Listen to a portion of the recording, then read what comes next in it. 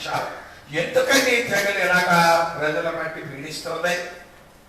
ఈరోజు ఆ విషయాన్ని నేను మీతో మాట్లాడాలని నేను ఆశపడుతున్నా. కీర్తనల గ్రంథంలో చూడండి, 39వ సంకీర్తన 10వ వచనంలో భక్తుడైనటువంటి దావీదు చక్కని మాటలు చెప్తున్నాడు. చూడండి, కీర్తనల గ్రంథం 39వ సంకీర్తన 10వ వచనం చదువుకుందాం.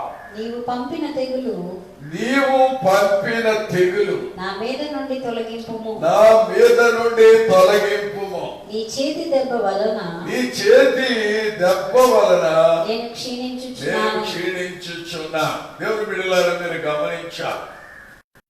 మహారాజు అయినటువంటి దావీదు దేవుని దగ్గర ప్రార్థన చేస్తున్నాడు. ఏమని ప్రార్థిస్తున్నాడు? ఆ 39వ కీర్తనలో పైభాగములు అంటాడు, ప్రధాన యాజకుడైన యెదూతూనుకు దావీదు కీర్తన. దావీదు దేవుని సన్నిధిలో ప్రార్థన చేస్తున్నాడు. ఏమని ప్రార్థిస్తున్నాడు? నీవు పంపిన తెగులు. ఏమంటే మీరు బాగా ఆలోచించండి. ఈనాడు ఈ ప్రపంచం మీదకి వచ్చిన కరోనా ఎవరు పంపారండి? చాలా మంది అంటారు చైనా వాళ్ళు పంపేశారండి, రష్యా వాళ్ళు పంపేశారండి, ఆడ పంపేశారు, ఈడ పంపేశారు, వాళ్ళ గాల్లో వదిలేశారంట, ఓ దేశానికి పంపించేశారంట అని రకరకాల కామెంట్స్ వింటున్నా. బైబిల్ సత్యం ఏం చెప్తుందో తెలుసా? ఈ తెగులను దేవుడు పంపించా. రాజైన దావీదు అంటాడు, నీవు పంపిన తెగులు. ఈ తెగులు ఎవరు పంపించారు? దేవుడే పంపించాడు. దేవుని బిడ్డలారా, దేవుడు అట్టండి ప్రవక్తలను పంపిస్తున్నాడు, యాజకులను పంపిస్తున్నాడు, సేవకులను పంపిస్తున్నాడు. ఇంకా చెప్పాలంటే దేవుడే తన కుమారుడైనటువంటి క్రీస్తుని లోకానికి పంపాడు. ఎందుకంటే మారు మనసు పొందండి. రాత్రి ఉపవాస దీక్ష కూడికలో నేను చెప్పాను, దేవుడు వర్తమానములు పంపినను వారు చెవి యొక్కలే. దేవుడే పంపించాడు, ప్రవక్తలను పంపించాడు, యాజకులను పంపించాడు, బోధకులను పంపించాడు, సేవకులను పంపించాడు. వీళ్ళందరూ చెప్పినా వింటలేదు, చెవి ఒక్కట్లేదని దేవుడు తన కుమారుడైన క్రీస్తునే ఈ లోకానికి పంపించాడు. ఆయన మాత్రమే, ఆయననే సిలువ వేశారు, ఆయననే బంధించారు. దేవుని బిడ్డలారా, మనం గమనించవలసినటువంటి విషయం ఏమిటంటే ఈ తెగులను దేవుడే పంపించాడు కనుక ఈ తెగులు మనం తీసివేయాలి. మన దారిలో వెళ్తున్నాం, కారులో వెళ్తున్నాం అనుకోండి, ఏ చెట్లు ఏ పుట్లో ఏ దారి కట్టు ఉంటాయి. మనం ఏం చేస్తాం? లెగిసి దాని పక్కన తీసేసి వెళ్ళిపోతాం. ఇప్పుడు యూట్యూబ్లోను, ఈ ఫేస్బుక్లోను, ట్విట్టర్లోను ఏదైనా ప్రోగ్రామ్ పెట్టామనుకో, ఇది వెళ్ళకూడదని కూడా మనం తీసేయగలం. ఎందుకంటే మనమే పెట్టాం కనుక మనమే తీసేస్తాం. కానీ ఈ తెగులు నువ్వు పెట్టింది నేను పెట్టింది కాదు. ఇది ఎవరు పెట్టారు? ఇది దేవుడే పెట్టాడు కనుక ఏమంటున్నాడంటే, నీవు పంపిన ఈ తెగులు నా మీద నుంచి నీవే తొలగించు అడుగుతున్నాడు. నువ్వే తొలగించాలయ్యా. కాబట్టి ఈనాడు సైన్స్ ఎంత అభివృద్ధి చెందిందండి. చచ్చిపోయినోడు కూడా కాసేపు మాట్లాడించగలుగుతున్నారు. వారికి ఆక్సిజన్ పెట్టి వెంటిలేటర్ల మీద పెట్టి వాళ్ళు అలా బతికిస్తున్నారు. గుండె తీసి గుండు పెట్టేస్తున్నారు, కిడ్నీస్ తీసేసి వల్ల తగిలించేస్తున్నారు. ఎన్నెన్నో కార్యాలు ఆకాశంలో ఎగిరేస్తున్నారు, చంద్రమండలానికి వెళ్ళిపోతున్నారు. ఇంత జనాలు పెరిగిపోయిందే. కాబట్టి దాదాపు 6 నెలలు అయిపోయింది. దీనికి మందు వచ్చిందా? మందు కనుక్కోగలిగారా? అగ్రరాజ్యాలు, అమెరికా వాళ్ళు, జర్మనీ వాళ్ళు, ఓ విదేశాలు, మహా జ్ఞానవంతులు, జపాన్ వాళ్ళు ఇక్కడ కూర్చుని ఈ రోజు ఎలా మాట్లాడేస్తున్నాం అంటే వాళ్ళ దైవాలే కదా ఈ టెక్నాలజీ పెట్టారు. అమెరికాలో మాట్లాడేస్తున్నాం, ఇంగ్లాండ్తో మాట్లాడేస్తున్నాం, చంద్రమండలానికి వెళ్ళి వచ్చేస్తున్నారు. ఇన్ని కార్యాలు చేయగలుగుతున్నారు, మందు చేయలేకపోతున్నారండి. దేవుడు ఆ జ్ఞానాన్ని మనుష్యునికి ఇవ్వలేదు. ఎందుకో తెలుసా? ఈ తెగులను దేవుడే పంపాడు కనుక ఈ తెగులు పోవాలంటే మళ్ళా దేవుడే దాన్ని బాగు చేయాలి. అందుకనే రాజైన దావీదు దేవుని దగ్గర ప్రార్థిస్తున్నాడు, నీవు పంపిన తెగులు నా మీద నుండి నీవు తొలగించు.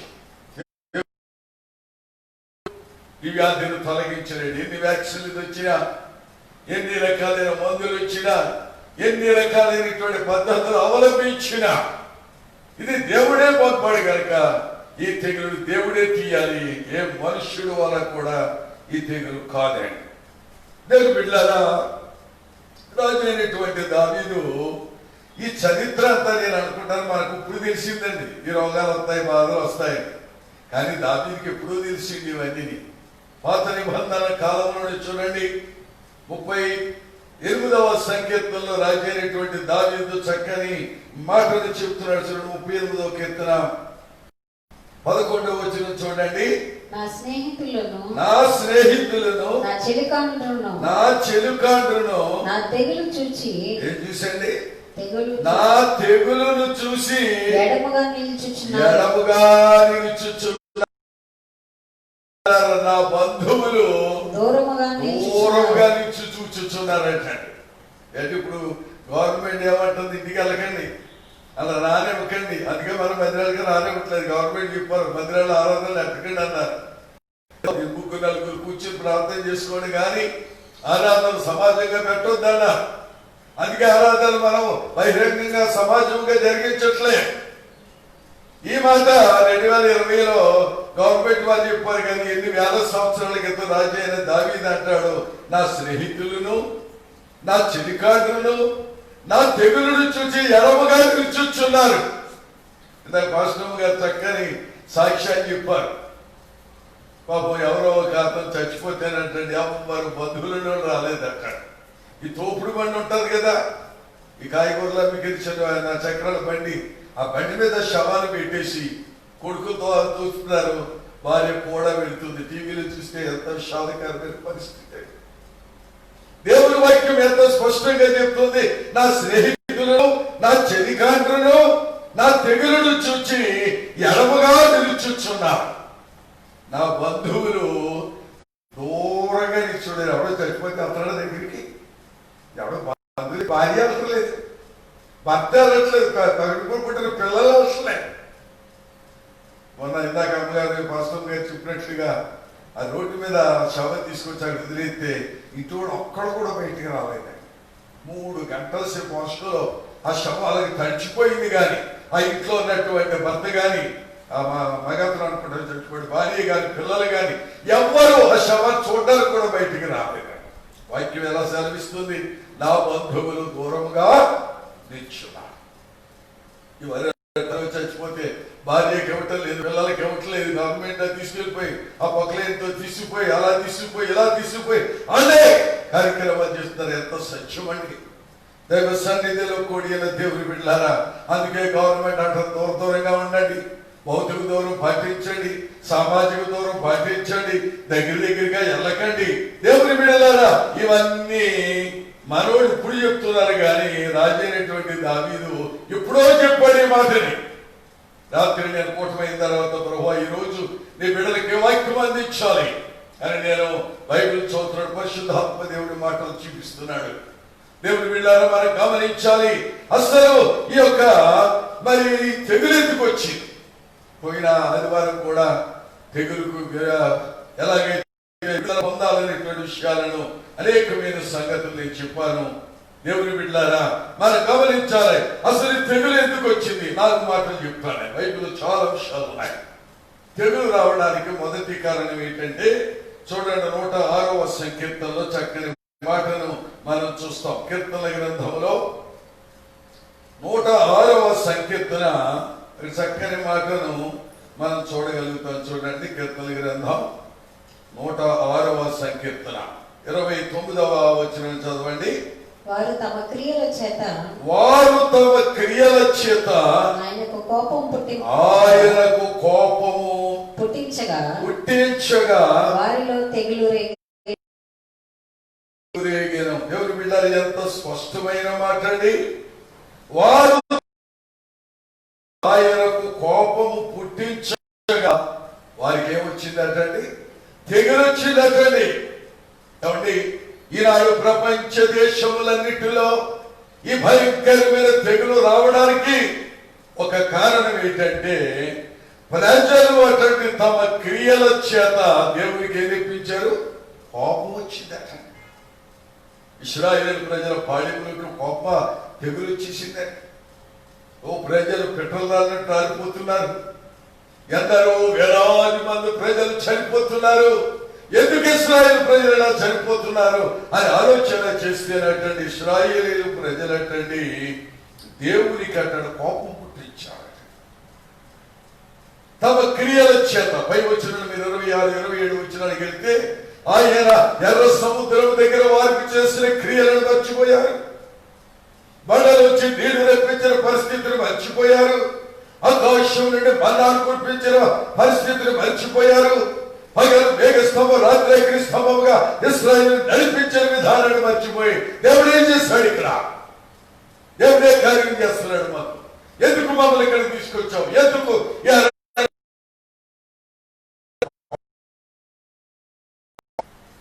నువ్వు చేస్తున్న క్రియలు దేవుడికి కోపం వస్తున్నాయేమో. ఆరాధన లేవు, ఇంత చక్కగా ఇన్ని ఏర్పాట్లు చేసి ఇన్ని మరి ఆ పరికరాలు యంత్రాంగం ఇక్కడ ఏర్పాటు చేసి ఈ విధంగా మీ ఇళ్లలోకి దేవుని వాక్యాన్ని మేము పంపిస్తుంటే వాక్యాన్ని చూడటం మానేసి సీరియల్ చూస్తున్నాం, సినిమాలు చూస్తున్నాం, కూరలు వండుకుంటున్నాం. మరొక ఆయన అన్నాడు, ఇంట్లో రాటండి ఏంటది దాఖలు కోరేది కడుక్కుంటా. ఏం కడుక్కుంటారంటే గిన్నెలు ఇలా కడుక్కుంటేనే ఆ టీవీలో ప్రోగ్రామ్ వింటుంది అంటున్నా. కాబట్టి అంటే కొంతమంది చీపురెత్తి గత్తులుసుకుంటేనే మా గారు బాగా చెప్తున్నాడు అని అంటున్నారంట. కొంతమంది అక్కడికే టిఫిన్ తెచ్చుకుని టిఫిన్ చేస్తారేమో చూస్తున్నారంట. ఎంత విచిత్రమండి. నీ క్రియ దేవుని సన్నిధిలో ఉన్నామని, దైవజనుడు నీతో మాట్లాడుతున్నాడని, దేవుని వాక్యం నేను సంధిస్తుందని నువ్వు గుర్తెరగక ఏదో ఆశామాషిగా తమాషగా కార్యాపరక ఏదో వాక్యం వినాలి కదా అన్నింటిలో జాగ్రత్త. నీ క్రియల చేత దేవునికి కోపము పుట్టి ఈ తెగులు పంపిస్తున్నాడు. ఇశ్రాయేలు ప్రజలు ఎంత చక్కని మాట రాశారు. వారు తమ క్రియల చేత ఆయనకు కోపము పుట్టించగా వారిలో తెగులు వేగెను. దేవుని బిడ్డ, విశ్వాసమైన నీవు, దేవుని బిడ్డవైన నీవు ఈ తెగులు రావడానికి నువ్వే కారణమేమో. నువ్వు దేవునికి ఆ యొక్క మరి క్రియలు చెడ్డ క్రియలు దేవుని కోపం వచ్చిందేమో. నీ ప్రవర్తన సరిలేక, నీ బ్రతుకు సరిలేక, ప్రార్థన జీవితం లేక, విశ్వాస జీవితం లేక, భక్తి లేక, కుటుంబంలో లేక దేవుడు కోపం వస్తుందేమో. అందుకే తెగులు నిన్ను వెంటాడుతుంది. కొన్ని కుటుంబం అంతా కూడా కథను వచ్చి వ్యాధి చేత భయపడిపోతున్నారు, బాధపడుతున్నారు. కారణం దేవుడి కోపం. దేవునికి అసహ్యమైన కార్యాలు ఏదో నీలో ఉన్నాయి.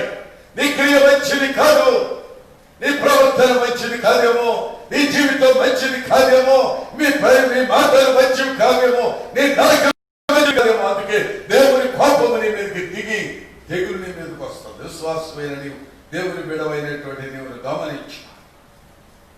ఎంతో మంది జీవితాలలో ఈ విధమైన స్థితి మనం చూడగలుగుతున్నాం. ఆ 106వ కీర్తనలోనే అని చదువుతున్న టైం లేదు కనుక నేను క్లుప్తంగా చెప్తున్నాను. జాగ్రత్తగా సంకీర్తన ఇంటికి వెళ్ళి చదువుకోండి. వారు ఆయన పరిశుద్ధాత్మ మీద తిరుగుబాటు చేశారంట.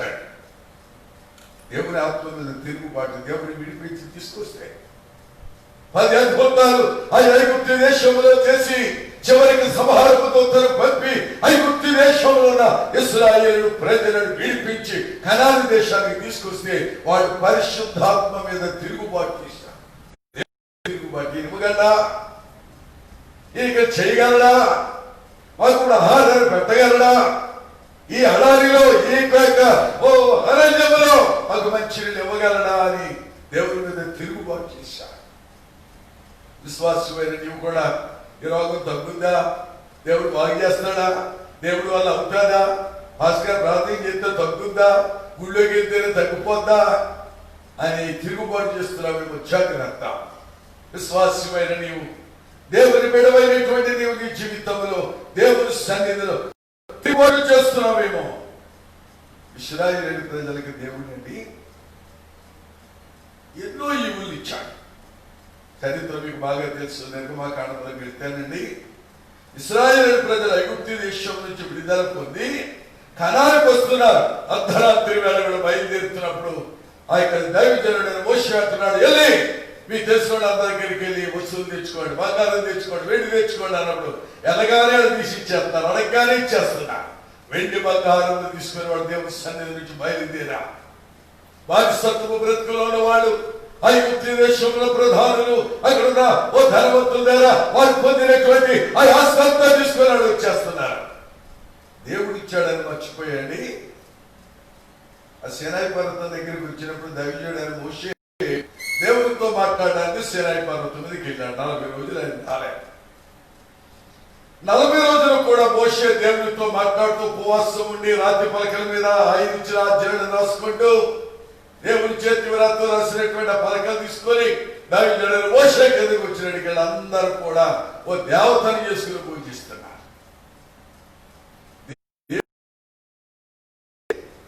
దేవుడికి ఒకటి లేదేళ్ళు ఆ బంగారం నట్టుకుని అహరో చేతిలో పెడితే అహరో నట్టు తోడే తీశాడు. దేవుడు ఇచ్చిన సొమ్ముతో ఏం చేస్తున్నారు? విగ్రహాన్ని చేశారు, పూజలు చేయడం మొదలు పెట్టారు. ఆ దేవత దగ్గర ఆ యొక్క నంది విగ్రహం దగ్గర నుండి ఐగుప్తు దేశం నుండి మమ్మల్ని విడిపించినది ఈ దేవతే. విడిపించిన దేవుడు మర్చిపోయారు. బంగారాన్ని ఆ విగ్రహారాధనకి ఇస్తున్నారు, పూజలు చేస్తున్నారు, బొమ్మలు చేస్తున్నారు. దేవుడికి ఇచ్చాడు సొమ్ము, ఎవరికి ఇస్తున్నావు? అరుణ్కి ఇస్తున్నావా? అరుణ్ అంటే ఆ సాయ బంగారం తీసుకుని వెండి తీసుకుని పోత పోసి విగ్రహాన్ని చేశాడు. ఇలాంటి విగ్రహారాధకులు కాదు, దేవుని పరిచర్య చేసే వాళ్ళకి వాళ్ళని సొమ్ము, దేవుని సువార్త చేసే వాళ్ళకి, దేవుని చేత పిలువబడిన వారికి, ఆయన అభిషేకం ఉన్న వాళ్ళకి సమస్తమును విడిచిపెట్టి దేవుని దగ్గరకు వచ్చిన వాడికి ఇవ్వాలి. కానీ పని ఖాళీగా తిరిగేవాడు రిటైర్డ్ అయిపోయాక, పళ్ళు ఊడిపోయాక, కళ్ళు కనపడ్డ మానేసాక, ఎక్కువ తిరగలేక ఇదో 12 సేవకు వచ్చాడు అలకా తిరిగి కానుకలు సమాధానం. అది శాపం. అది దేవుని ఉగ్రతని మీదకి దిగి వస్తుంది. నీ పవిత్రమైన సొమ్ము యాజకుల చేతిలో ఉండాలి.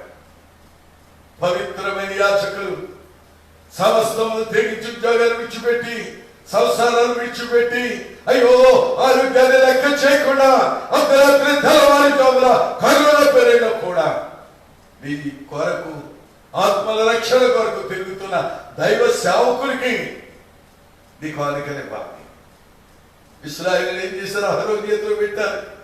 ఆ వెండిని బంగారమును దేవుడిచ్చిన వెండి, దేవుడిచ్చిన బంగారం అంతా పట్టుకొచ్చి అహరోను చేతిలో పెడితే అహరోను ఒక గోడను చేశాడు, బంగారపు బొమ్మను చేశాడు. ఇదే మమ్మల్ని రక్షించింది, ఇదే మమ్మల్ని దిగుట చేత దేవుని బిడ దేవుని పరిశుద్ధాత్మను వారు దూషించుట చేత. హెచ్కేల్ గ్రంథములోనండి 14వ అధ్యాయం 2వ వచనంలో ప్రవక్త అనేది హెచ్కేల్ ద్వారా దేవుడు చక్కని మాటలు చెప్తున్నాడు. చూడండి 14వ అధ్యాయం 2వ వచనం. యెహోవా వాక్కు నాకు ప్రత్యక్షమై ఇలాగ సెలవిచ్చాను, నరపుత్రుడా, మనుష్యుడా, ఈ మనుష్యులు తమ హృదయములలో విగ్రహములనే నిలుపుకున్నారు. ఈ రోజుల్లో మనుషులకి విగ్రహాలు ఎక్కువైపోయి, ధనం అనే ఒక విగ్రహం, ఇల్లు అనే ఒక విగ్రహం, ఉద్యోగం అనే ఒక విగ్రహం, పొలం అనే విగ్రహం, వాహనాలనే విగ్రహం, అంత చందాలనే ఆ యొక్క వాహనం, ఆ యొక్క విగ్రహం. వచ్చినప్పుడు కూడా మేకప్ చూసుకుని మరి నాకేంటి అర్థం కావట్లేదు. ఏదో పెళ్లికి వెళ్ళినప్పుడు, పెళ్లి కూతురు చేసినప్పుడు ఏది ఆ బ్యూటీ పార్లర్లోకి వెళ్తే పర్వాలేదు, కానీ ఆరాధనకు వచ్చాడు కూడా బ్యూటీ పార్లర్లోకి వెళ్ళి మూతికి ముక్కు రంగు వేసుకురావాలా? విగ్రహారాధన. అందుకనే దేవుడు అంటున్నాడు, నరపుత్రుడా, ఈ ప్రజలు తమ హృదయములలో విగ్రహములనే ఉంచుకున్నారు. వారి హృదయాల్లో దేవుడికి స్థానం లేదంటే విగ్రహాలకే. దేవుని బిడ్డమైన నువ్వు గమనించాలి. విశ్వాసమైన నీవు దేవుని సన్నిధిలో గమనించాలి. నిర్గమకాండము 23వ అధ్యాయంలో దావీదు మోషే అంటాడు, కోపము రేపకండి. దేవుడికి కోపం వస్తుందా? రాదా? దేవుని కోపం రాదా? దేవుని కోపమే ఇశ్రాయేలు నాశనం చేసింది, ఐగుప్తు దేశం నాశనం చేసింది. ఈనాడు ప్రపంచ దేశాన్ని బట్టి ఈ కరోనా అనేటువంటి మహమ్మారి నాశనం చేయడానికి కారణం ఏంటి సార్? దేవునికి కోపం వచ్చింది ప్రజల మీద. ప్రళయంతో దేవుడు నాశనం చేశాడు, ప్రజల మీద కోపపడ్డాడు. అల్లాడు సొదొమ గొమొర్రా ప్రాంతాలని అగ్ని చేత దహించి వేశాడు. కారణం దేవునికి కోపం వచ్చింది. ఎందుకు రా తన కోపం?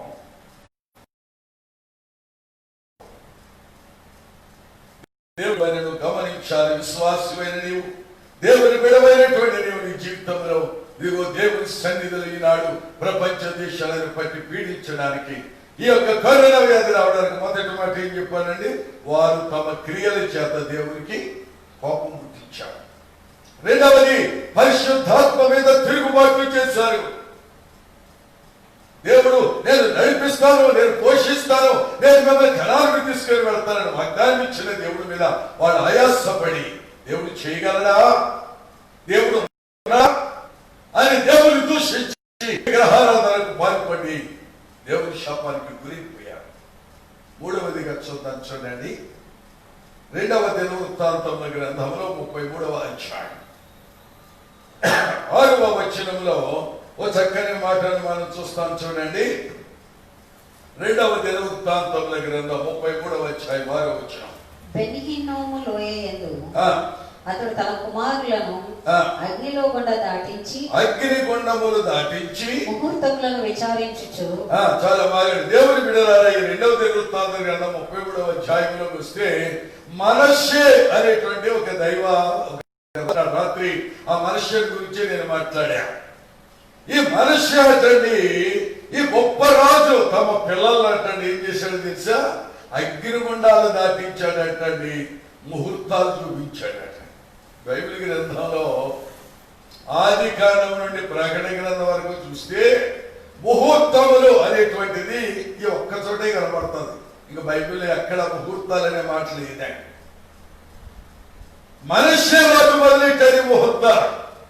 ఈ రోజుల్లో కూడా చాలా మంది దేవుని పెళ్లి కూడా ముహూర్తాలే. ఈరోజు మంచి రోజేనా? పెళ్లి చేయాలంటే మంచి రోజేనా? కాబట్టి చచ్చినోడికి మీటింగ్ కట్టాలని కూడా మంచి రోజు కావాలంట. వాడు చెప్పి చచ్చిపోడు. ఇప్పుడు మంగళవారం చచ్చాడని ఉంచుతారా? వాడు శుక్రవారం చచ్చిపోయాడు, జాతి తీసుకెళ్ళకూడదని ఉంచుతారా? కానీ మీటింగ్ కట్టాలన్నా, కార్యం చేయాలన్నా, వాడు జ్ఞాపకం చేసుకోవాలంటే మరి మంచి రోజు కావాలంట. బైబిల్ చెప్తుంది రోజులన్నీ మంచిది. దేవుడు సృష్టించిన మొదటి రోజున మంచిదన్నాడు, 2వ రోజున మంచిదన్నాడు, 3వ రోజున మంచిదన్నాడు, 4వ రోజున మంచిదన్నాడు, 7 దినములు మంచివన్నాడు. ఎక్కడ కూడా ఈ రోజు మంచిది కాదు అన్నది. కానీ సాతాను ఏమంటాడు? మంగళవారం మంచిది కాదు, శుక్రవారం అసలు మంచిది కాదు, అమావాస్య అసలు మంచిది కాదంట. 1976 సంవత్సరం ఫిబ్రవరి నెల 10వ తారీఖు అండి, మంగళవారం అమావాస్య. మీరు రికార్డ్స్ వెనక్కి తిరిగి చూడండి. 1976 సంవత్సరం ఫిబ్రవరి నెల 10వ తారీఖు మంగళవారం అమావాస్య. ఆ రోజే నేను పెళ్లి చేసుకున్నానండి. అమావాస్య నాడు, మంగళవారం నాడు నేను పెళ్లి చేసుకున్నాను. ఇదిగో ఈవిడే నా భార్య పక్కన ఉందా. దేవుని బిడ్డలారా గమనించాలి. ఇప్పుడు వరకు మాకేమైనా శోధన వచ్చిందా? మరి మంగళవారం పెళ్లి చేసుకున్నాం, అమావాస్య నాడు పెళ్లి చేసుకున్నాం, మరి మేమేమన్నా నాశనం అయిపోయామా? మాకేమైనా కీడు కలిగిందా? ఎందుకంటే ముహూర్తాలు బాధకరమైన విషయం ఏంటి చెప్పనా? మారు మనస్సు లేని ఒక అన్యుడు ముహూర్తం పెడతాడు. అనే ఓ మారు మనస్సు లేనివాడు కొట్టెట్టుకుని పూజ చేసి ఆ తిరిగేసి తద్దిర అదేంటది ఆ పుస్తకాలు తిరిగేసి దాన్ని చూసి దీన్ని చూసి అది ముహూర్తం పెడతాడు. అది పెట్టిన ముహూర్తానికి మారు మనస్సులో పాదిరిగా వెళ్ళి నాకు అన్ని చేసేస్తాడు. మారు మనస్సుడు భక్తి లేనివాడు, దేవుని ఎరుగని వాడు పెట్టిన ముహూర్తానికి దేవుని ఎరిగిన సేవకులు, దేవుని ఎరిగిన బిడ్డలు, సంఘ పెద్దలు, విశ్వాసులు ఈ గాలి వెళ్ళిపోయి డబ్బట్టుకుని అర్ధరాత్రి గడ రండి రండి యేసుని యొద్దకు బలుచున్నాడు అని పాడుకుంటా ఆ కార్యక్రమం చేసేస్తాడు. జనకల్లాతో పొలువ వెళ్ళిపోతారు. పూర్తి పెట్టాడేమో మారు మనసు లేడు, నేను జరిపేవాడేమో మారు మనసున్నవాడు. దేవుని బిడ్డలారా గమనించాలి. మనిషి ఎప్పుడైతే అగ్నిగుండములు దాటించాడో, ముహూర్తములు చూపించాడో, దేవుని ఉగ్రత ఆ రాజ్యం మీదకి దిగి వచ్చి రాత్రి చెప్పారు కదా, బబులోని దేశానికి బానిసగా వెళ్ళిపోయాడు, ఖైదీగా వెళ్ళిపోయాడు, చెరసాలలో ఉన్నాడు. విశ్వాసమైన నీవు, దేవుని బిడవైనటువంటి నీవు గమనించవలసిన విషయం. రాజుల మొదటి గ్రంథం 10వ అధ్యాయం చదవద్దు, వినండి. ఇందుకెళ్ళక రాస్తూ చదువుకోండి. రాజుల మొదటి గ్రంథంలో 10వ అధ్యాయం సొలొమోను గురించి రాయబడ్డది. సొలొమోను అనగా సమాధానకర్త అని అర్థం. అతనికి ఇంకో పేరు ఉంది, యెదిద్యా అని పేరు కూడా సొలొమోనుకు ఉంది. యెదిద్యా అనే పదానికి అర్థం ఏంటంటే యెహోవాకు ప్రియుడు అని అర్థం. 7 అర్థాలు ఉన్నాయి సొలొమోనుకి, 7 నామాలు ఉన్నాయి. పంగనామాలు కాదు, 7 నామాలు అంటే 7 కొండల వాళ్ళు కాదండి. నేను చెప్పేది యేసయ్య నామం. ఆ సొలొమోనుకి సమాధానకర్త అని పేరు. ఇంకా చెప్పాలంటే యెహోవాకు ప్రియుడని పేరు. దేవుని చేత ఏర్పాటు చేయబడిన వారిని 7 రకాల పేర్లు ఉన్నాయి సొలొమోనుకి. ఈ సొలొమోను అటండి భార్యల మాటలు. అతనికి 700 మంది భార్యలు, 300 మంది ఉపపత్నులు, 1000 మంది భార్యలు ఉన్నారట. వాళ్ళు మాటలు విని దేవుని బిడ్డలు మీరు గమనించాలి, అతని విగ్రహారాధకుడైపోయాడు. దైవ జ్ఞానం కలిగిన వాడు, పరలోక జ్ఞానం కలిగిన వాడు, పరమార్థ జ్ఞాని అని పేరు పొందినటువంటి ఈ సొలొమోను విగ్రహారాధకుడైపోయాడు. బైబిల్లో ఉంది, అతని భార్యలు అతని ప్రవర్తనను మార్చివేశాడు, విగ్రహారాధకుడైపోయాడు. చివరికి అతను శాపానికి గురైపోయాడు, ఆ రాజ్యాన్ని పోగొట్టుకున్నాడు. అతని కుమారులు కూడా ఆ రాజ్యాన్ని పరిపాలించలేకపోయి వెళ్ళిపోయాడు. 910వ సంవత్సరంలో క్రీస్తు పూర్వము 910 ఇశ్రాయేలు రాజ్యం 2 రాజ్యాలకి నిలిపోయిందని కారణం సొలొమోను చేసినటువంటి ఆ విగ్రహారాధన. విశ్వాసమైన నీవు, దేవుని బిడవైనటువంటి నీవు నీ జీవితంలో నీ బ్రతుకులను గమనించవలసింది. దేవునికి కోపం రావడానికి మొదటి మాట ఏమి నేర్చుకున్నాం? తమ క్రియల చేత దేవుని కోపం తెప్పించారు. రెండవది దేవుడి మీద తిరుగుబాటు చేశారు. మూడవదిగా చూస్తే ముహూర్తములు చూసి బిడలారా గమనించాలి, అగ్నిగుండములు దాటుట చేత భయంకరమైన శాపానికి ఇశ్రాయేలు ప్రజలు సొలొమోను మహారాజు గురైపోయాడు. 4వ మాట చూద్దాం. ఇర్మియా గ్రంథం 14వ అధ్యాయం 12వ వచనం చూద్దాం. ఇర్మియా గ్రంథం 14వ అధ్యాయం 12వ వచనం. వారు ఉపవాసం ఉన్నప్పుడు నేను వారి మొరను వినను. అమ్మాయి పడుతున్నాం, 3 రోజులు చేసాం, 4 రోజులు చేస్తున్నాం, 1 రోజు పగలు తింటున్నాం, రాత్రులు ఉన్నాం, పగల కోసం ఉన్నాం, రాత్రి తినేస్తామంటే చేసిన ప్రార్థన దేవుడు ఆలకించినట. వారు ఉపవాసం ఉండి ప్రార్థించినను వారి ప్రార్థనలు నేను వినను. వారు దహన బలి అయినను నైవేద్యమునైనను అర్పించినప్పుడు నేను వాటిని అంగీకరించను. కానుకలతో పుచ్చుకోను. నువ్వు అది ఇస్తే ఇది ఇస్తే పుచ్చుకొని వాడి కాదు నేను. ఖడ్గము వలనను క్షామము వలనను తెగులు వలనను వారిని నాశనం చేసేదను. తెగులు వలనను నేను వారిని నాశనం చేసేదను. దేవుడు బిడ్డల దేవుడే యెహోవా ఇర్మియా ప్రవక్త ద్వారా ఇశ్రాయేలుతో మీరు ఉపవాసం ప్రార్థిస్తే అంగీకరించను, మీరు దాన బలులు ఇచ్చినా, సమాధాన బలులు ఇచ్చినా, కానుకలు ఇచ్చినా నేను అంగీకరించను. ఎందుకు అంగీకరించను అంటున్నాడు? తెగులు అటండి వారిని నాశనము చేస్తుంది అటండి. నాశనము చేసే వరకు అది తెగులు విడిచిపెట్టదు. ఎందుకు విడిచిపెట్టదు తెలుసా? అదే అధ్యాయంలో 14వ అధ్యాయంలో 10వ వచ్చిన చదువు పైన చక్కగా రాశాడు. ఆ మాటను చూడండి. యెహోవా ఈ జనులతో ఈ మాట సెలవిస్తున్నాడు. దేవుడు అంటున్నాడు, ఈ జనులకు దేవుడి మాట సెలవిస్తున్నాడు. ఏమిస్తున్నాడు? ఈ జనులు తమ కాళ్ళకు అడ్డము లేకుండా తిరుగులాడుటకు ఇచ్చగలవారు గనుక యెహోవా వారిని అంగీకరింపడు. యెహోవా వారిని అంగీకరించడు. దైవ సన్నిధిలో కూడిన దేవుని బిడ్డలారా, మీరు గమనించాలి, ఎందుకు దేవుడు వారి మీదకి తెగులును పంపించాడంటే కాలికి అడ్డం లేకుండా పరిగెడుతున్నారట.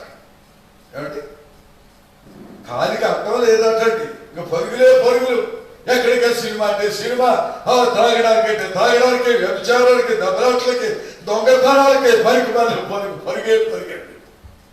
ఈ రోజున క్రైస్తవులు అలాగే తిరుగుతున్నారు. ఆరాధన మాత్రం మానేస్తున్నారు, మందిరాలు మానేస్తారు, ఊడు మాటలేదు, పెళ్లిళ్ళు మాటలేదు, దినాలు మాటలేదు, పక్షులు మాటలేదు, మార్కెట్లకు వెళ్ళడం మాటలేదు, చేపలు తెచ్చుకోవడం మాటలేదు, పొద్దున కాయగూర కాయడానికి మాటలేదు. కాళ్ళకు అదుపు లేకుండా తిరిగేస్తున్నారు. అందుకే దేవుడు అంటున్నాడు, వారి మీదకి నేను తెగులను పంపిస్తున్నాను, విశ్వాసమైన నీవు. అందుకే గవర్నమెంట్ వాళ్ళు ఏమంటున్నారంటే, ఎవరింట్లో వాళ్ళు జాగ్రత్తగా ఉండండి, బయటికి వెళ్ళకండి, బయట తిరగండి, అత్యవసరమైతే తప్ప. ఏమంటే అత్యవసరమైతే తప్ప మీరు ఎవరు కూడా బయటికి వెళ్ళొద్దు అంటున్నాడు. దైవ సన్నిధిలో కూడిన దేవుని బిడ్డ, విశ్వాసమైన నీవు గమనించాలి, బయటికి తిరిగి తెగులు తెచ్చుకోకండి. దేవుని వాక్యం స్పష్టంగా చెప్తుంది, వారు గాలికి అడ్డం లేకుండా తిరుగుతున్నారు కనుక తెగులు వారిని వెంబడిస్తూ. ప్రభుత్వాలు అదే చెప్తున్నారు, పోలీసు వాళ్ళు అదే చెప్తున్నారు, వైద్యులు అదే చెప్తున్నారు, టీవీలు అదే చెప్తున్నారు, పేపర్లు అదే చెప్తున్నారు. తిరగొద్దురా బాబు, ఇంట్లో పడి ఉండండి రా అంటున్నారు. తిరిగి తెగులు తెచ్చుకోకండి, తిరిగి పాపాలకి గురి కాకండి, తిరిగి శాపాలకి గురి కాకండి. అలనాడు ఇశ్రాయేలు ప్రజలు కాలికి అడ్డం లేకుండా తిరుగుట చేత దేవుని తెగులు వారి ముఖ్య దిగి వచ్చింది. 5వ మాట చూద్దాం, చూడండి. ఇర్మియా గ్రంథము 5వ అధ్యాయము 1వ వచనం. 2 మాటలు చెప్పినట్టు ముగిస్తాను. యెరూషలేము వీధులలో అటు ఇటు పరిగెత్తుచు చూచి తెలుసుకొనుడి. అటు ఇటు పరిగెత్తుతున్న వాళ్ళు చూసి తెలుసుకోండి. దాని రాజవీధులలో విచారణ చేయుడి, న్యాయం జరిగించుచు నమ్మకముగా నుండ యత్నించుచున్న ఒకడు, ఎవడైనను నమ్మకముగా ఉన్నవాడు ఉన్నాడేమో చూడండి. బిడ్డలు గమనించాలి. ఇర్మియా ప్రవక్త ద్వారా దేవుడు అంటున్నాడు, రాజనగరంలోకి వెళ్ళండి, రాజవీధులలోకి వెళ్ళండి, ప్రజలలో మధ్యకు వెళ్ళండి, వారిలో నమ్మకమైన వాడు ఎవరైనా ఉన్నాడా? ఒక్కడైనా నమ్మకంగా ఉంటున్నాడా? ఒకడు కూడా మనకెందుకు, వాక్యం విన్నా, నువ్వు నమ్మకంగా ఉన్నావా? నీ భార్య పట్ల నమ్మకంగా ఉన్నావా? నీ భర్త పట్ల నమ్మకంగా ఉన్నావా? నీ బిడ్డల పట్ల నువ్వు నమ్మకంగా జీవిస్తున్నావా? సంఘంలో నమ్మకంగా ఉంటున్నావా? నీ వ్యాపారంలో నమ్మకంగా ఉంటున్నావా? ఉద్యోగంలో నమ్మకంగా ఉంటున్నావా? ఆలోచన చేయి. సరే, ఇలాగే దైవశాఖుడు వాక్యం చెప్తూ పంతులు అంటున్నామా, పాల్లో నీళ్ళు కలపకండి, అది అన్యాయం అని చెప్పాడు.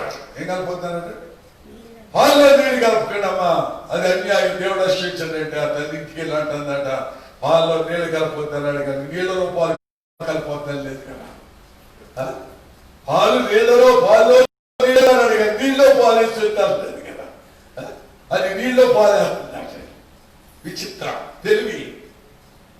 దేవుని బిడ్డ, విశ్వాసమైన నీవు దేవుని సన్నిధిలో నమ్మకంగా ఉంటున్నావా? నువ్వు నమ్మకంగా లేకపోవటం వల్ల దేవుడు అట్టండి ప్రార్థన దేవుడు ఆలకించడు. ఇర్మియా గ్రంథం 8వ అధ్యాయం 6వ వచనంలో చూస్తానండి, దేవుడు ఎంత స్పష్టంగా మాట చెప్తున్నాడో చూడండి. 8వ అధ్యాయము 6వ వచనం. నేను చెవి యొగ్గి వారి మాటలు విని ఉన్నాను, పనికి మాలిన మాటలు వారు ఆడుకొంచు. ఏం మాట్లాడుతున్నారటండి? పనికి మాలిన మాటలు. మందిరానికి వస్తున్నా పనికి మాలిన మాటలు పోవట్లేదు, కోటానికి వెళ్తున్నా మందిర పనికి మాలిన మాటలు పోవట్లేదు. దేవుడు అంటున్నాడు, నేను వారి మాటలు ఆలకించాను. నమ్మకం లేని మాట, అవిశ్వాసంతో కూడిన మాటలు. అక్కడికి వెళ్ళండి, ఇక్కడికి వెళ్ళండి, ఆ ఊరు వెళ్ళండి, ఈ ఊరు వెళ్ళండి, అలా తాడు కట్టించుకోండి, ఇక్కడ మంత్రం వేయించుకోండి అని చెప్తున్నది పనికి మాలిన మాటలు దేవుడు వింటున్నాడు. జాగ్రత్త. నీలో విశ్వాసం ఉందా? సహోదరి సహోదరుడా, విశ్వాసం సహితమైన ప్రార్థన, విశ్వాస సహితమైన భక్తి. ఓ దేవుడు తండ్రి ఆ రోగిని బాగు చేస్తాడట. దానికి విశ్వాసం, నమ్మకం ఉందా? దేవుని బిడ్డారా, మన పశ్చాత్తాప పడకుండా ఎంత ఏడ్చినా, ఎన్ని రోజులు ఉపవాసాలు ఉన్నా, ఎన్ని కానుకలు ఇచ్చినా, దశభాగాలు ఇచ్చినా, ఓ సమాధాన బలులు అర్పించినా, కృతజ్ఞత అర్పణలు అర్పించినా దేవుడు ఆలకించాడు. ఎందుకంటే పశ్చాత్తాపంతో కూడిన ప్రార్థన చేయి. అయ్యా నాకు విశ్వాసం కలిగించయ్యా, అయ్యా నాకు నమ్మకం పుట్టించయ్యా అని ప్రభు సన్నిధిలో కన్నీటితో చేసేటువంటి ప్రార్థన దేవుడు ఆలకిస్తాడు. 6వదిగా చూద్దాం, సంఖ్యాకాండంలో చూడండి 16వ అధ్యాయం 49వ వచనంలో చక్కని మాటను మనం చూస్తాం. కోరహు, సంఖ్యాకాండం 16:49 చూడండి. కోరహు తిరుగుబాటున చనిపోయిన వారు కాక 14,700 మంది ఆ తెగులు ఆ చేత తెగులు చచ్చిరి. చేత చచ్చిరి. దేవుని బిడ్డలు గమనించండి, ఇశ్రాయేలు కాలంలో నాయకుడైన మోషే మీద కోరహు తిరుగుబడ్డాడు. ఇందాక మనం విన్నాం, వారు దేవుని మీద తిరుగుబాటు చేశారు. ఇక్కడ కోరహు అనేటువంటి ఒక వ్యక్తి సంఘంలో ప్రధానమైన పాత్ర వహిస్తున్నాడు. ఆ సంఘంలో ఒక ప్రాముఖ్యమైనటువంటి ఓ వ్యక్తిగా అతడు జీవిస్తున్నటువంటి కోరహు అండి దైవజనుడైనటువంటి మోషే మీద తిరుగుబాటు చేస్తున్నాడు. మోషేయనా దేవుని సేవకులు కాదా? దేవుడు మోషేతోనే మాట్లాడతాడా? మోషే ప్రార్థిస్తేనే మేలు కలుగుతాడా? మోషే ప్రార్థిస్తే దేవుడు అంగీకరిస్తాడా? కదా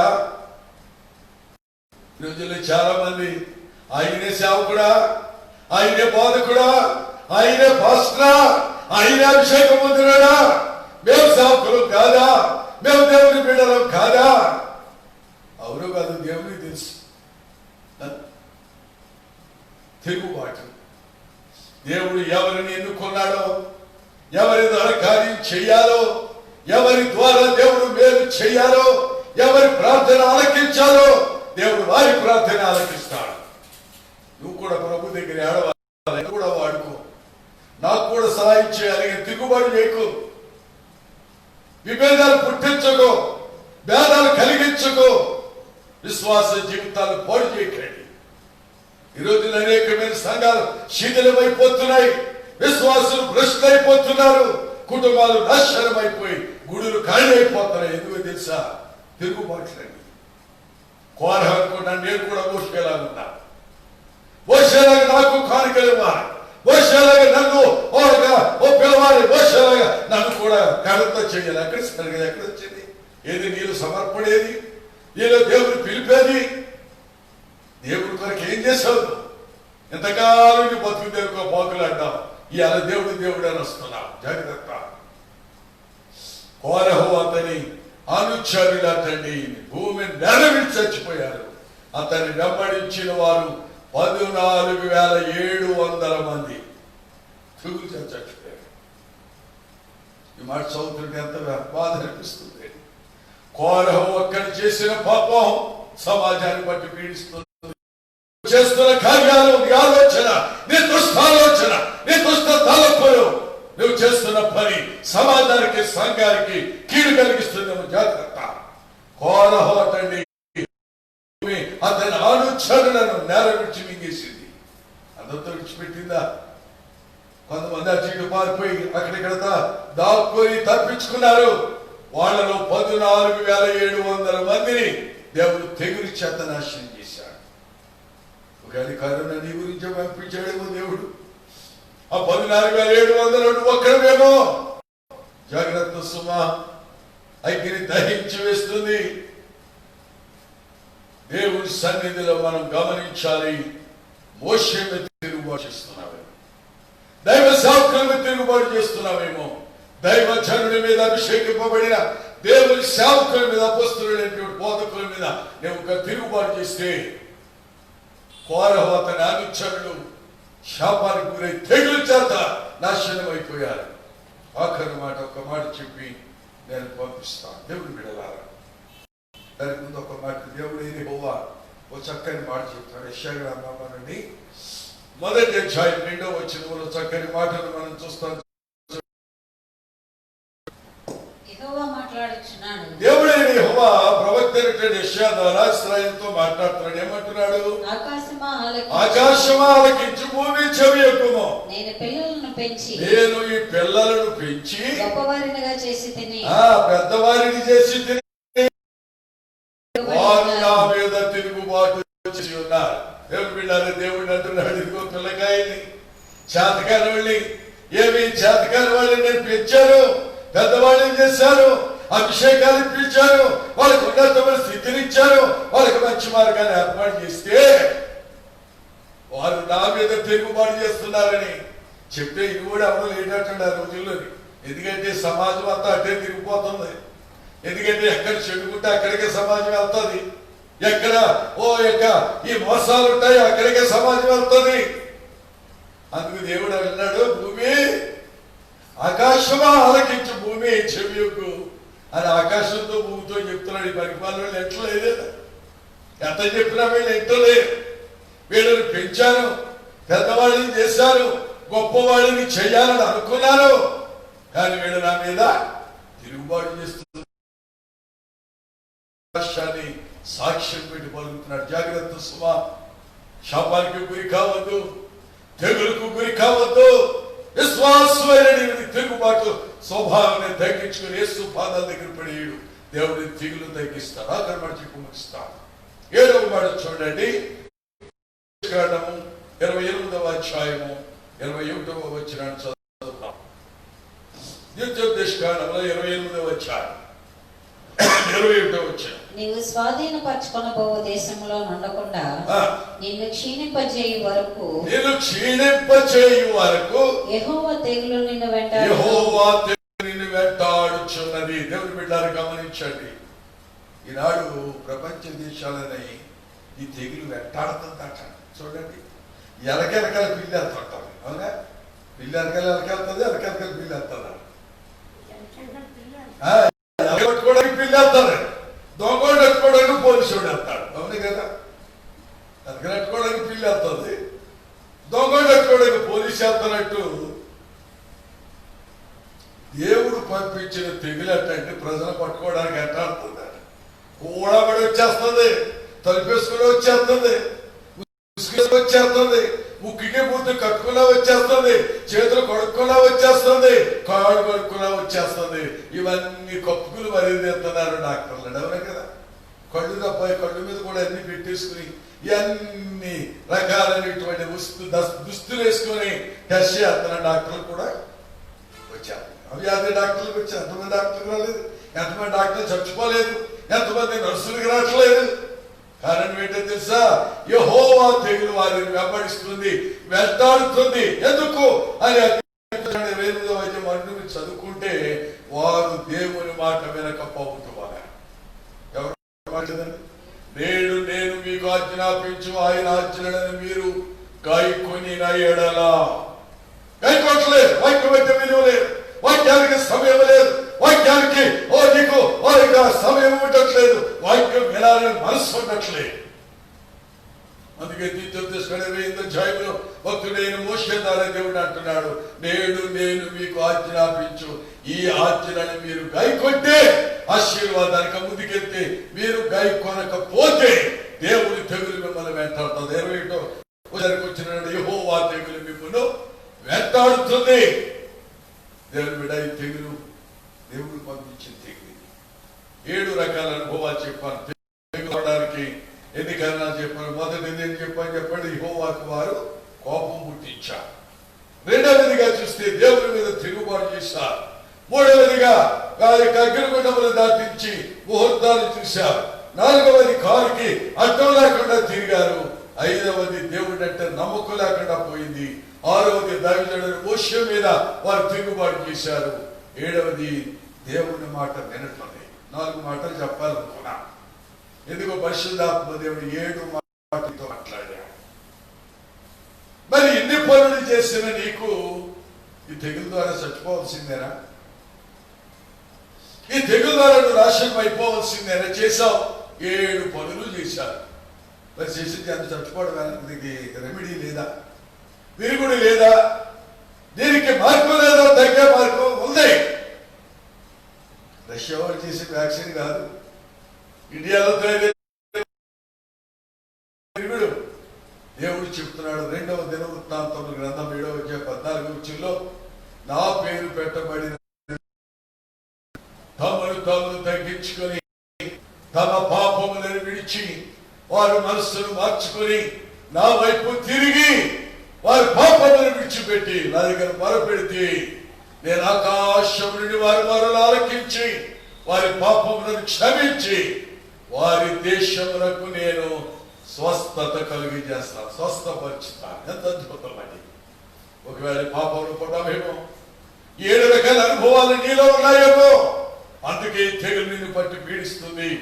ఈ వాక్యాన్ని ఆలకిస్తున్న దైవ జనకమా, దేవుని బిడ్డలారా, బృందమా, దైవ సేవకులారా, విశ్వాసులారా, సంఘ పెద్దలారా, ఈ మాటలు ఆలకిస్తున్న నీవు 7 అనుభవాలు చెప్పాలి. తెగులు రావడానికి పోవడానికి కూడా మార్గం చెప్పాలి. ఆయన పాదాలు పట్టుకొని తగ్గించుకొని కోరిపట్ట కట్టుకొని కన్నీరు కార్చి నా ప్రభు పాదాలు పట్టుకొని ఏడు నేను పాపిని ప్రభు అని ఏడిస్తే ఆకాశం నుండి దేవుడు మీ మొరలు ఆలకిస్తాడు, నీ పాపాలు క్షమిస్తాడు, నీ దేశమునకు స్వస్థత కలిగిస్తాడు, స్వస్థపరుస్తాడు. నేను స్వస్థపరిచి యెహోవాను నేనే. I am the Lord to heal it. నేను బాగు చేసే దేవుడు నా యేసే. దేవుని వైపు చూద్దామా? పాపాలు ఒప్పుకుందామా? నీ పాప స్థితిని విడిచిపెట్టి ఉన్న పాటు నా దేవుని దగ్గరికి రా.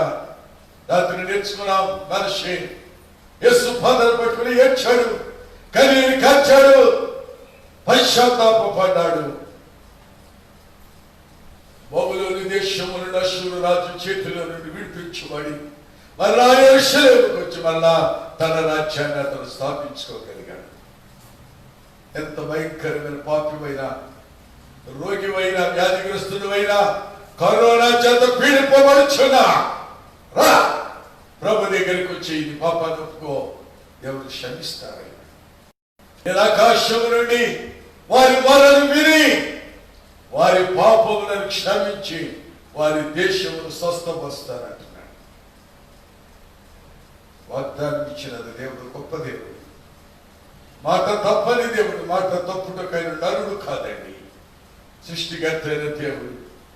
అందుకే ఆమోసు గ్రంథం 4:10 దేవుడే యెహోవా ప్రవక్త యెషయా ద్వారా అంటున్నాడు, నేను ఐగుప్తు దేశం మీదికి తెగుళ్లను పంపించినట్లు నేనే ఈ తెగుళ్లను పంపించినట్టున్నాడు. ఆయనే పంపాడు కనుక ఆయనే దాన్ని తీసివేయాలి, ఆయనే తొలగించాలి, ఆయనే నేను స్వస్థపరచాలి. ప్రభు పాదాల దగ్గర పడమని ఏడిస్తే ఆయన స్వస్థపరుస్తాడు. అందరూ లేచి నిలబడి ప్రభు దగ్గర ప్రార్థన చేయాలి. 1 నిమిషం లేచి నిలబడి అందరూ కూడా దేవుని సన్నిధిలో, మీ గృహాల్లో ఉన్నవారు, ఆయా ప్రాంతాల్లో ఉన్నవారు, అక్కడక్కడ నుండి దేవుని వాక్యాన్ని ఆలకిస్తున్నటువంటి మీరు ఉన్న పాటున లేచి 1 నిమిషం దేవుని సన్నిధిలో కళ్ళు మూసుకొని ప్రభు దగ్గర చిన్న ప్రార్థన చేయండి. ఆయన వాగ్దానం తమను తాము తగ్గించుకొని తమ చెడు మార్గంలో నా వైపు తిరిగి నాకు మొరపెడితే ఆకాశం నుండి వారి మొరకిస్తాను, వారి పాపములను క్షమిస్తాను, వారి దేశమును స్వస్థపరుస్తాను. ప్రభు సన్నిధిలో 1 నిమిషం కళ్ళు మూసుకొని ప్రభు దగ్గర ప్రార్థించదయ్యా, నా పాపమే, నా దోషమే, నేను చేసిన 7 రకాల పాపములే ఈనాడు ప్రపంచాన్ని పట్టి పీడిస్తున్న ఈ కరోనా వైరస్ మహమ్మారికి మార్గమైంది. మమ్మల్ని క్షమించయ్యా, మమ్మల్ని పవిత్రపరిచయ్యా, మమ్మల్ని పరిశుద్ధపరిచయ్యా, మా జీవితాలు స్థిరపరిచయ్యా. ఒక్క మాట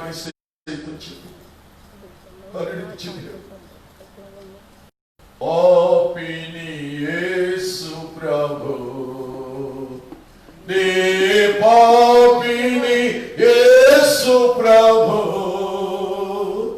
నీ రక్తపు ధారలచి నన్ను కడుగుము యేసు ప్రభు, నీ రక్తపు ధారలచి నన్ను కడుగుము యేసు ప్రభు, పాపిని యేసు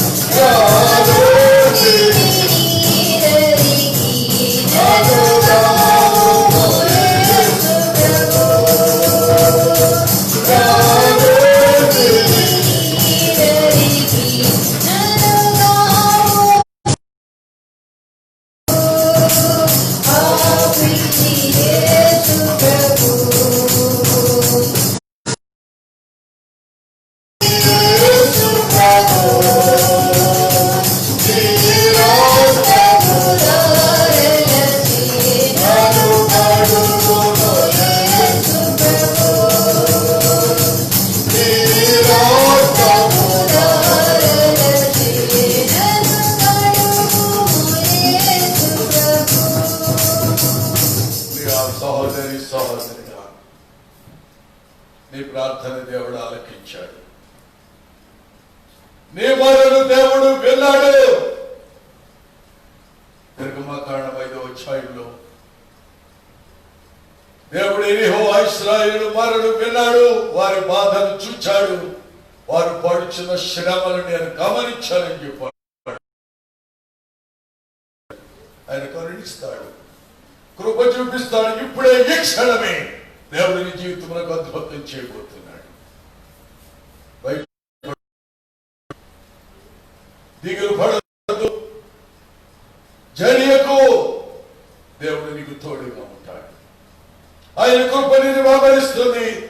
నిన్ను వెంటాడుతున్న పాపము నేను పారద్రోలి ఆయన కృప నిన్ను వెంబడిస్తుంది. ఆయన దయని ఎడలా దేవుడు చూపిస్తానికి ఇష్టపడుచున్నాడు. ఆయన రెక్కల నిడకలు ఎందుకు వస్తావా? ఆయన రెక్కలు ఆరోగ్యకరమైన రెక్కలవి, ఆశీర్వాదకరమైన రెక్కలవి, దీవెలతో నింపే రెక్కలవి, నేను హత్తుకునే రెక్కలవి. ఆయన చేతికి ఎందుకు వస్తావా? దేవుడిని దీవిస్తాడు. అట్టి కృప దేవుడు అనుగ్రహించి ఈ భయంకరమైనటువంటి కరోనా వైరస్ వ్యాధిని దేవుడు దూరపరిచి స్వస్థత అనుగ్రహించినట్లుగా మనందరినీ దేవుడు ఆయన కృపలో భద్రపరిచి మరలా మనమందరం సమాజముగా కూడి మందిరములో దేవుని ఆరాధించే భాగ్యమును దేవుడు ఇచ్చినట్లు, ప్రతి కుటుంబానికి దేవుడి క్షేమము కలిగించినట్లుగా ఆయన కృప వెంబడి కృప మనల్ని వెంబడించి మనల్ని కాపాడినట్లుగా పాస్టర్ గారు ఇచ్చి చిన్న ప్రార్థన చేస్తారు. అందరూ కూడా తలలు వంచి ప్రార్థనలోకి భావించండి. ప్రార్థన చేసుకుందాం. ప్రార్థన చేసుకుందాం. మహాపరిషుద్ధుడు మహోన్నతుడు సర్వాధికారి నీగా నామ స్తోత్రం రండి. స్తోత్రం నాయన, నిన్న నేడు నిరంతరం ఏకరీతిగా ప్రభా ప్రభుల తండ్రి గడిచిన ఆదివారం నుంచి ఆదివారం వరకు సజీవైన లెక్కల కింద కాచి కాపాడి భద్రపరిచి క్షేమంగా వచ్చి ప్రభు నీ సన్నిధిలో విధంగా నేను స్తుతించే భాగ్యం దయచేసినందుకు లెక్కలేని స్తోత్రములు. అలాగే పాటల్లోనూ ఆత్మకూటంలో ఉన్నారు, హెచ్చరికలో ఉన్నారు, అలాగే దాసుల నుంచి గంభీరమైన మొత్తానికి లెక్కలేని స్తోత్రం ప్రభు. నా పేరు పెట్టిన జనులు తమ తగ్గించుకుని చెడు మార్గం విడిచిన వారిని గొప్పవారిగా చేస్తాను సెలవిచ్చిన దేవుడి ప్రభు. ఆయన జీవిస్తే గొప్ప దీవులు కలుగుతాయని భూఫలము ఆశ్రయిస్తానని చెప్పిన నీ సన్నిధిలో ఆయన భయంకర దినంలో కరోనా వైరస్ వల్ల ప్రపంచం అంతా కూడా ప్రభుత్వం నీ సన్నిధి నీ ప్రకాశత మా మీద నుంచి ఈ విధంగా సజీవులుగా ఉంచేందుకు మరోసారి లెక్కలేస్తూ లైవ్గా ఎంతమంది కూడి ఉన్నారు, ఎవరు అవసరం వచ్చారు, ఎవరు వెళ్తున్నారో, ఎవరు ఏ సమస్యలతో ఉన్నారో సమస్త వాక్యాల ద్వారా వాళ్ళు బలపరిచి దీవింపజేయమని ప్రార్థన చేస్తున్నాం. ఆయన మాకు ఇచ్చిన బిడ్డలు పూజ చేస్తాయి. వారి పచ్చ విషయంలో పద్మరాజు వారి విద్యా సంస్థలు మమ్మీ ప్రశాంతులను ఆశ్రయించండి. ఈ కార్యక్రమం అంతట్లో కూడా జరిపించిన ఈ భయంకర దినంలో తండ్రి ఆయన స్తోత్ర వాక్యాలు అమలు వేసుకొని వాక్యానుసారం జీవితం జీవించేట్లు సహాయం దయచేయమని యేసుక్రీస్తు పరిశుద్ధం అడిగి వేడుకొంచున్నాం తండ్రి. దయచేసి